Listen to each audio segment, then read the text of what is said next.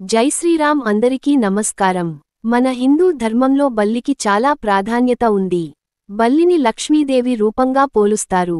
అయితే కొన్ని దిశలలో బల్లి అరవడం వల్ల మన ఇంట్లోకి దైవశక్తులు అడుగుపెడతాయని, మన జాతకమే మారిపోతుందని మన పురాణాలు సూచిస్తున్నాయి. అయితే ఏ దిశలో బల్లి అరిస్తే మన ఇంటికి మంచి రోజులు వస్తాయి, మన ఇంటికి మంచి రోజులు వస్తాయి, మన ఇంట్లోకి దైవ శక్తులు అడుగుపెడతాయి అనే విషయానికి గురించి ఈ వీడియోలో మనం తెలుసుకుందాం. ముందుగా ఈ వీడియోకి ఒక లైక్ కొట్టి మా ఛానల్ని సబ్స్క్రైబ్ చేసుకోండి. లైక్ కొట్టడం మాత్రం అసలు మర్చిపోకండి. అలాగే జై శ్రీరామ్ అని కామెంట్ చేయండి. బల్లి అరిస్తే ఇంట్లో శుభమా అశుభమా? బల్లి శకునంలో నిజం ఎంత? ఇంట్లో బల్లులు ఉండటం సహజం, అవి శబ్దాలు చేయడం కూడా సహజం. కానీ బల్లి శబ్దం చేస్తే మంచి చెడులు చూస్తుంటారు పెద్దవారు. అసలు బల్లి అరిస్తే శుభం జరుగుతుందా అశుభమా? బల్లి శాస్త్రం ఏం చెపుతుంది? అందులో నిజం ఎంత?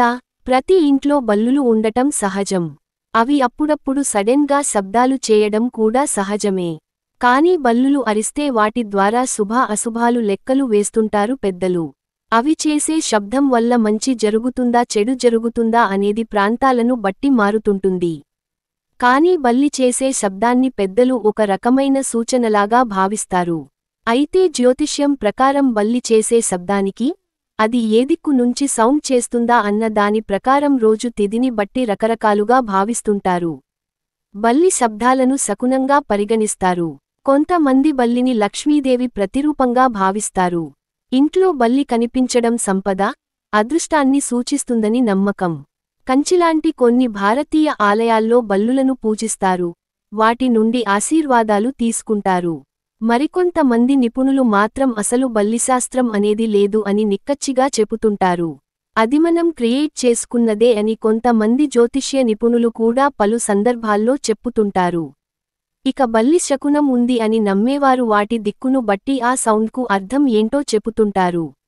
బల్లి తూర్పు దిశలో శబ్దం చేస్తే అది మంచిది కాదు అని, అది కూడా ఆదివారం అలా అరిస్తే భయ సూచనగా భావిస్తారు. అదే బల్లి మంగళవారం తూర్పు దిశగా శబ్దం చేస్తే ఇంట్లో సంపదను సూచిస్తుందట. ఈ దిక్కులో శబ్దం చేయడం వల్ల లక్ష్మీదేవి ఇంట్లోకి వస్తుందని, మంచి రోజులు మొదలవుపోతున్నాయని, స్వయంగా లక్ష్మీదేవే మనకి ఈ రూపంలో తెలియజేస్తుందని మన పురాణాలు చెబుతున్నాయి. అదే విధంగా పశ్చిమ దిశలో బల్లి శబ్దం చేస్తే మంచిదట.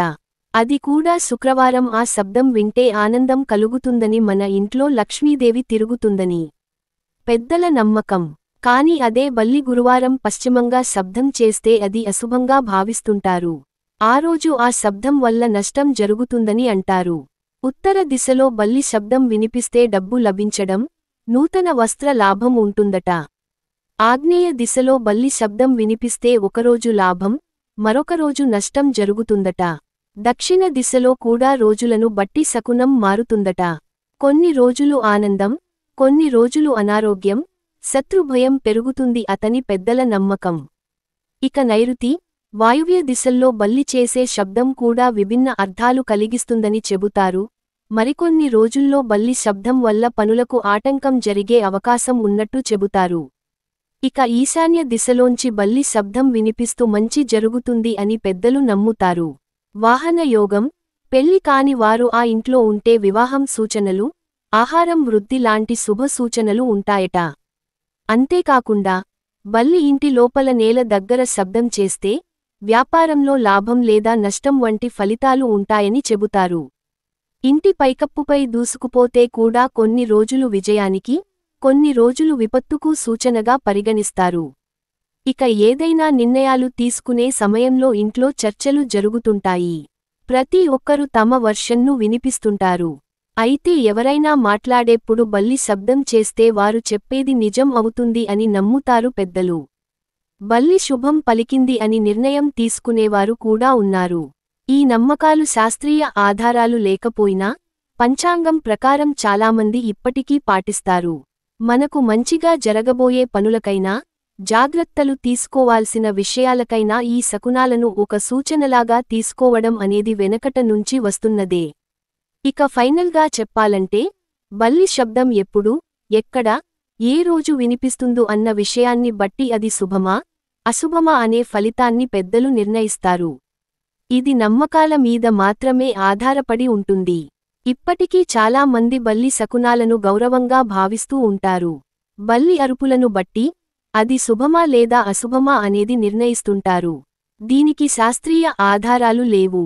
బల్లి అరుపులను శుభంగా లేదా అశుభంగా పరిగణించడం అనేది వ్యక్తిగత విశ్వాసాలు, సాంస్కృతిక నేపథ్యంపై ఆధారపడి ఉంటుంది. జై శ్రీరామ్.